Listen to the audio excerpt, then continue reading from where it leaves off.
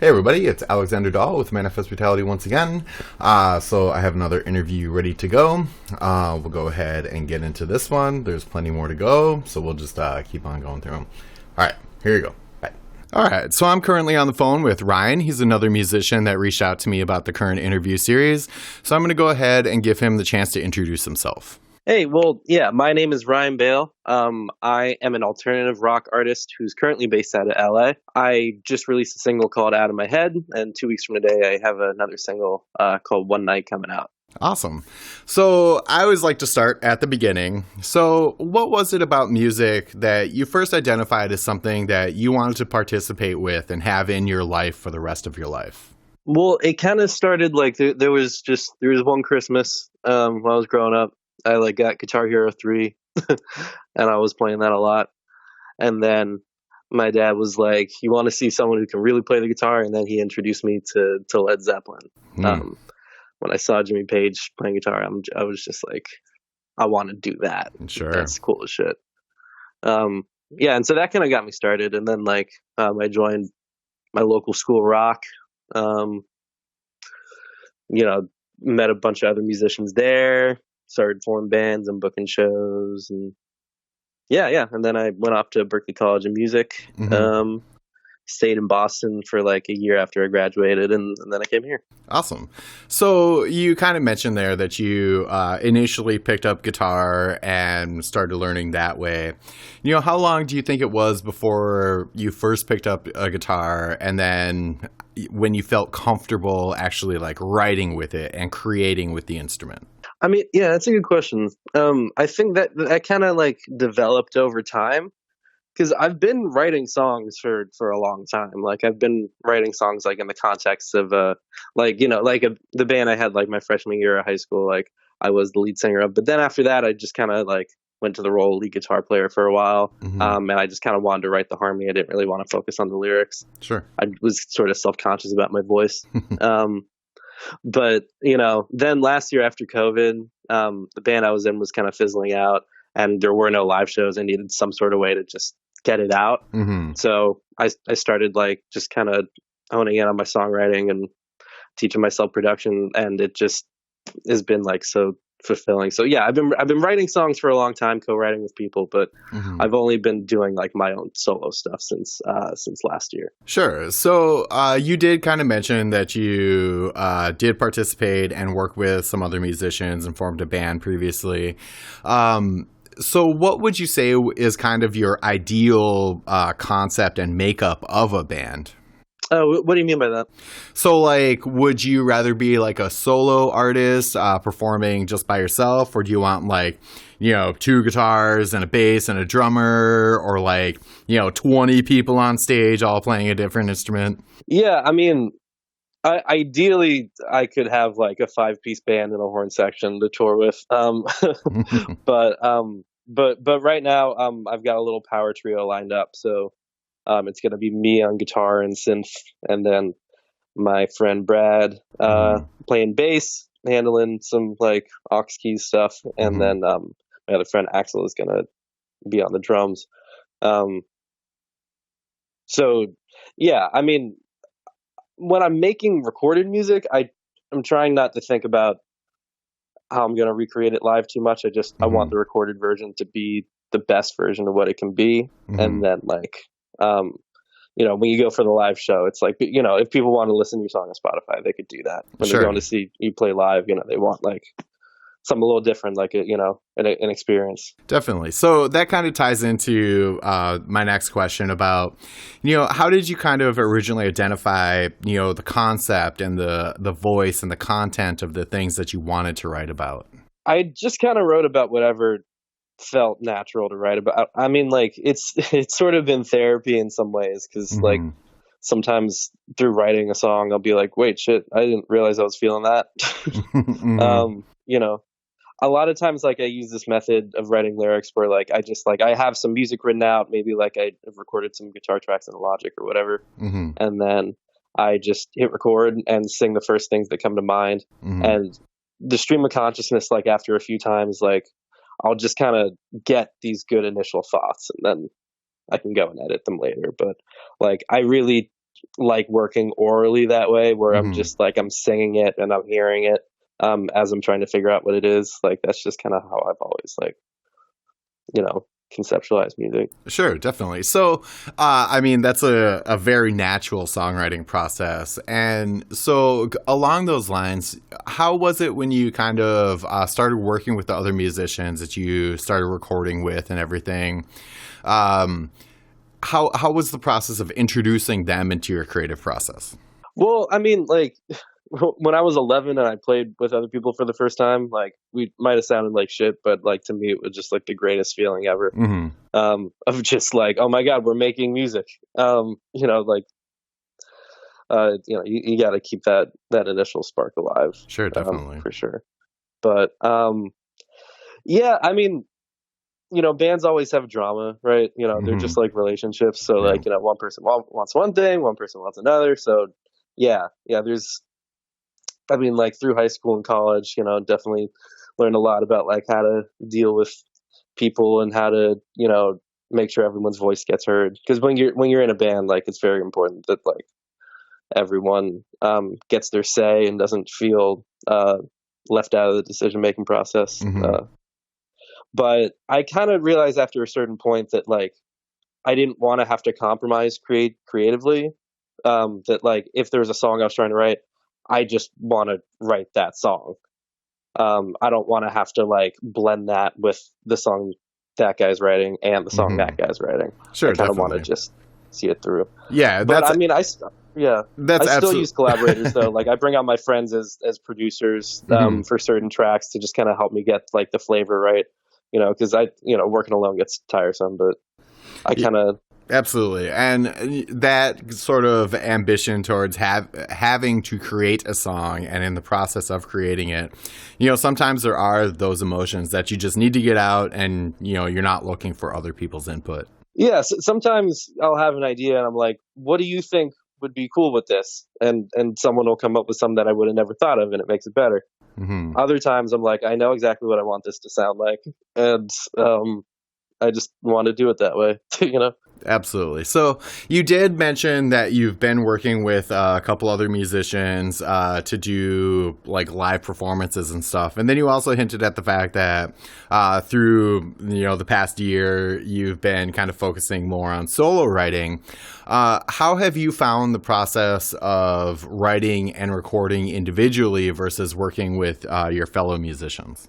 When I started, 'cause after COVID started, like there was a while that like I really wasn't playing with any other musicians. Hmm. So like the first time I like got together and jammed with people, it was like, oh my God, like forgot how this felt. I Hmm. think there is a certain magic to having people just playing music in a room together. Hmm. For sure. Um, but I mean, I've been really diving into the production end of things and just learning about how all that works. And it's taught me so much more about music in general because I'm crafting everything to sound like exactly how I want it to sound and learning how to translate what's in my head, into the real world. Um, yeah, I mean, I think there's value to both processes. Definitely. Um, so I guess the question I'm trying to ask is, with the way that you've been solo writing and in our current state of things, are you looking more like, your trickle of content where you're putting out a song every month or so, or are you kind of like building up content to do like a full EP solo release kind of thing? Well, yeah. So what I'm in the middle of right now actually is that I'm kind of just like in this process of releasing singles like one every month or couple months. But Hmm. um, I have been working on an EP like since like right before I moved to Los Angeles, and it's all finished now. It's a 5-song EP. Hmm. Um, so the single that just came out and the one that's coming out 2 weeks from today are both from that EP. Um, so like like I'm releasing one night a month after Out of My Head, and then a month after that, in June, the full EP is going to drop. The concept behind that is that I just went through like a big breakup. Hmm. I broke up with my fiance right before I moved to Los Angeles, Hmm. and I was on the phone with this guy Garrett who does all my mastering. Hmm. Um, and I was kind of joking like, oh, I should have like one song for each of the stages of grief. And he was like, no, you should do that. Actually, that's a cool idea. It is, yeah. So I was like, oh, okay. And then like I went through with it. I didn't really write the songs with like, okay, I'm gonna write the denial song now. I just kind of Mhm. chose the material that I was writing that kind of fit the mold of like the story I wanted to tell. Sure. And so, to go backwards a little, you did mention that you went to Berkeley and then you moved out to Los Angeles. Hmm. What was like the motivation to make that move? Was it just natural? That's what you wanted to do, or was there more like subtext to it? Well, I mean, I needed a fresh start. Um, Things just weren't panning out for me in Boston, and I had some friends here already, and I Hmm. knew like, okay, pursuing music, it's smart to go to one of the three hubs. You got New Hmm. York, Nashville, and LA. New Hmm. York, don't want to deal with New York living, Hmm. Yeah. just how expensive everything is. Having a car there would be just a nightmare. Hmm. Um, and Nashville is not like 100% my vibe, so it was like, okay, LA. Definitely. That, is a wise career move for that. On a completely different outside tangent, it is very different, looking at the New York driving scene versus the Los Angeles driving scene, where in New Hmm. York, since everything is so expensive, they kind of steer away from, individual like car ownership. And then in LA, it's a completely different scene where everybody's about cars, except they're like a similarly populated area. Yeah, but yeah, you would not want to have a car in New York.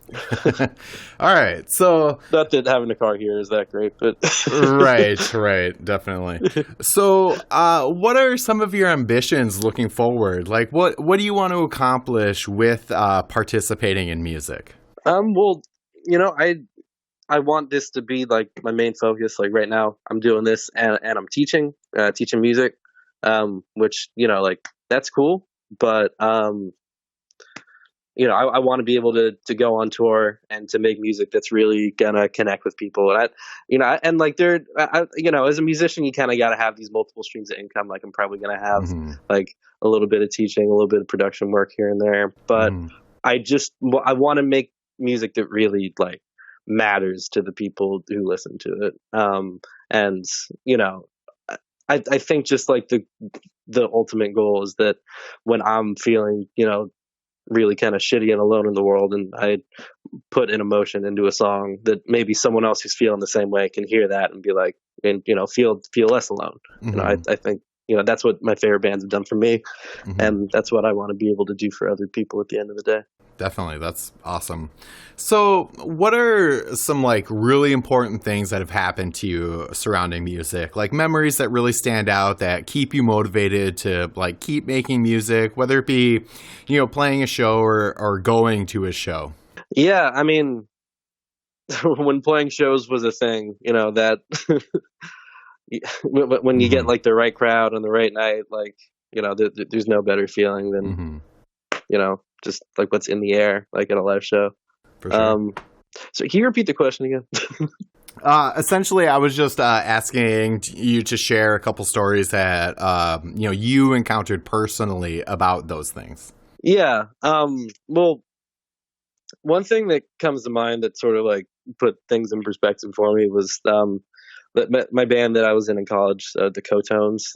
We got the opportunity to work with Steve Albini, who'd like produced Nirvana's and Utero and some Hmm. stuff for the Pixies. And he's a legend. But Sure, Cannon Falls, Minnesota. It's right down the road from where I am. when I was in the room with him, I was just like shitting my pants. Hmm. I was just terrified, but like at the same time, I realized like he's just a guy. Like he's just a guy standing there. Um, Hmm. I remember I asked him like like what he thought of my guitar sound, and he was like, "Sounds like a guitar," and then he walked away. Nice.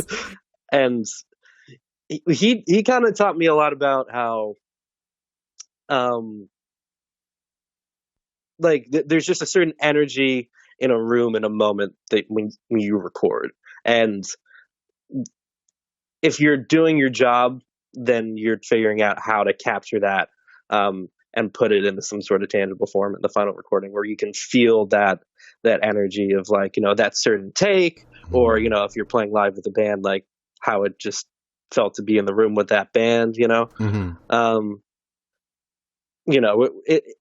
the production process, it's like you have this thing that you're shooting for, and it has to go through all these different channels. So you're just trying to make sure that as much as your intent gets across as possible.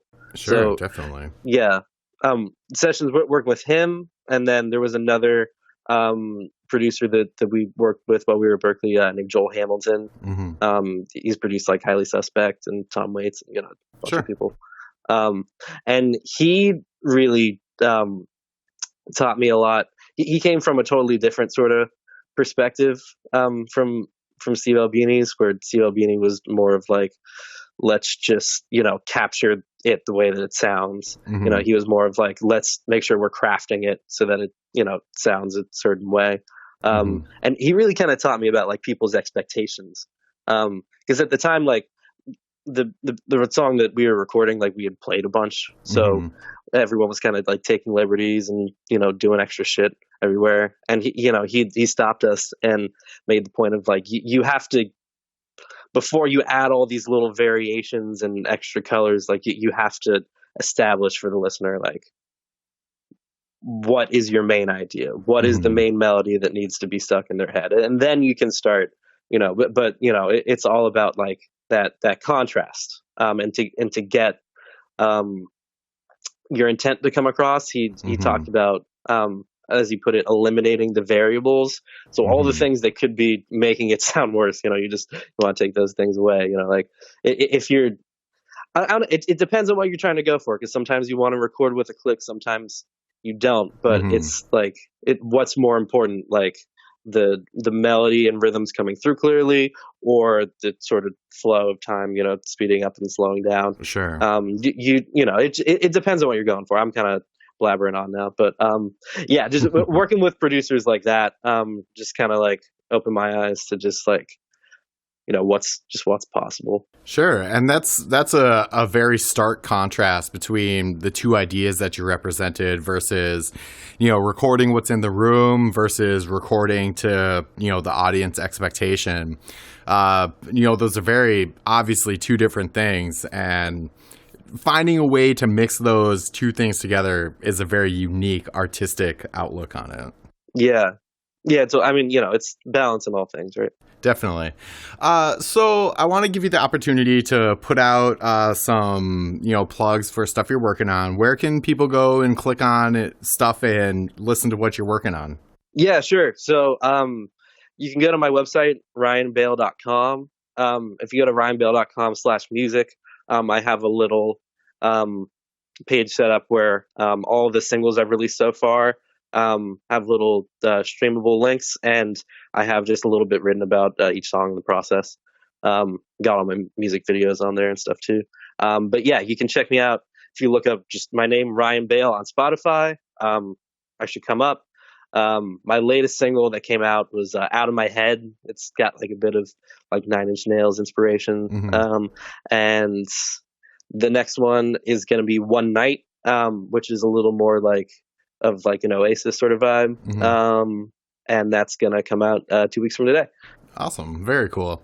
So I always Oh, like to, also at Ryan Bale Music for Instagram and TikTok, and yeah, of course, of yeah, course. yeah, of So I course. always like to give the person I'm interviewing the opportunity to, put out a message, something that resonates with you that, you just want to express. I guess like maybe I just want to say something to everyone else out there who's like creative and feeling kind of um just like not motivated. Um this shit's been hard over the last year. But like we all got into doing music or art or whatever it is because we love it, and it's important to remember to enjoy the process of making it whatever's possible at the moment, um not just being focused on the end goal. That's advice that I should probably take. Yeah.